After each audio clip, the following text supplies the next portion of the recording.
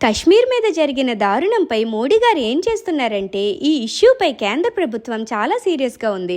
ఉన్న కొద్దిపాటి రిలేషన్స్ కూడా పూర్తిగా తగ్గించాలి అని నిర్ణయించుకుంది. అందులో మెయిన్గా ఇండస్ వ్యాలీ, ఇండస్ రివర్ సిస్టంలో భాగమైన 6 నదుల నుండి వచ్చే వాటర్ని 80% పాకిస్తాన్, 20% ఇండియా యూజ్ చేసుకోవాలి అని 1960లో ట్రీటీ సైన్ చేసుకున్నారు. అయితే ఇండస్ వాటర్ని ఇప్పుడు భారత్ సస్పెండ్ చేసింది. ఈ నదుల నుండి వచ్చే వాటర్తోనే పాకిస్తాన్ అగ్రికల్చర్ అండ్ ఎకానమీ మేజర్గా డిపెండ్ అయ్యాయి. ఇప్పుడు పాకిస్తాన్ చాలా ఇబ్బందుల్లో పడబోతుంది. ఇరు దేశాల మధ్య ఉన్న అటారీ సరిహద్దుని మూసేయాలి అన్న డెసిషన్ తీసుకున్నారు. ఇది మాత్రమే ఇండియా పాకిస్తాన్కి మధ్య ఉన్న ఏకైక రహదారి సరిహద్దు. దీని ద్వారానే ఇరు దేశాల మధ్య రాకపోకలు జరిగేవి.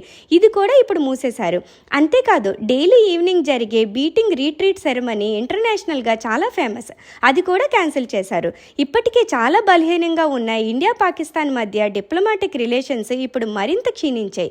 ఇరు దేశాల హై కమిషన్ ఆఫీసులలో సిబ్బంది సంఖ్యని 55 నుండి 30కి తగ్గించాలి అని నిర్ణయం తీసుకుంది.